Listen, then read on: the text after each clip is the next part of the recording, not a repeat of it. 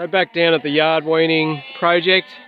So what's been happening down here is the lambs have just been sort of milling about in this laneway. There's enough clover and stuff out there. I try not to flog this lane out too much for this reason, is that I like to use it for yard weaning. It opens out nicely from the yards there, and you know, I can secure them there. I've got a couple more trough points down there I can stick in. So it just gives them a bit more space and just keeps them used to the green feed that they were onto before. So you're not ever emptying them out completely, although obviously you've got hay in the yards for the time that they are in there. So this is typically what they've been doing, is just coming in and out of the yards, you know, checking out the feeders and the hay and the water that's in there, and there's some nice, you know, shade in there under the pepper trees. You know, which isn't a bad thing. They're getting used to the yards, realising that, you know, the yards aren't the worst place in the world to go. Nothing's going to eat you in there.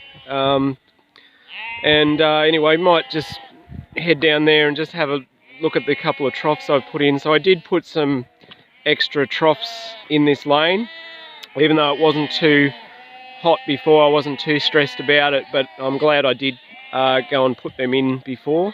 You really do need plenty of water for yard weaning. They do tend to drink a bit. So we'll just go down and have a look at that. Yeah, so these lambs are, you know, I wouldn't call them early weaned at all. They're about 12 and a half weeks since the median lambing date, which is about 20th or 25th of May. So yeah, you could say about 13 weeks. Yeah, so basically with weaning time, it really does depend on the season and how well the ewes are going and how well they can bounce back, and just, you know, our schedule, you know, just what fits and the weather. And yeah, so we're not stressed about, you know, bang, they have to be weaned on it by a certain date. Sometimes, you know, that ends up being a bit earlier, you know, maybe even 9 or 10 weeks, and sometimes a bit later, but it's very seasonally dependent. So there they all sort of coming out of the yards there and going backwards and forwards. Yeah, so these troughs here I find quite flexible. They're just 400 litre square bottom troughs. I stay away from anything with a round bottom, especially in the poly. It's just, you know, lambs I find tend to slip over in them and they can't get out. You can end up with lambs drowning in them, so yeah, I stay away from those.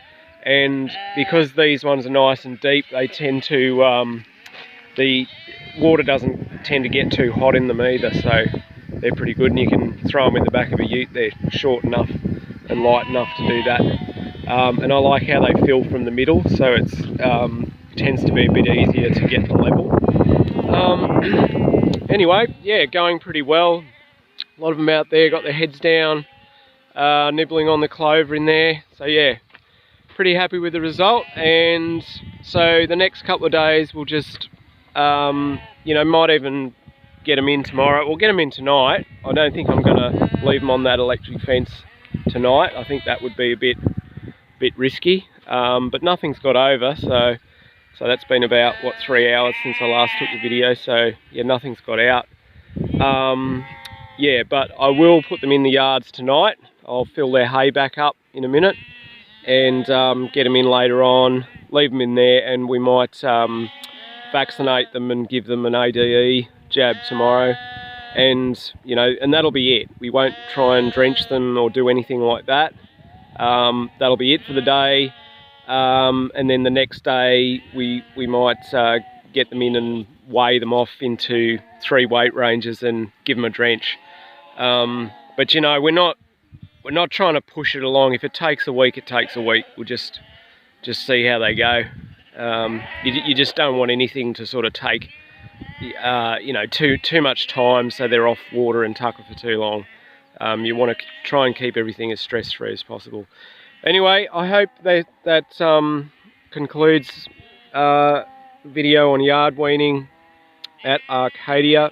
I just thought it might be interesting for people. So anyway, that's about it, I think. So yeah, I hope you can, if you're interested in it and you're a sheep producer and you've thought about it, definitely recommend doing it.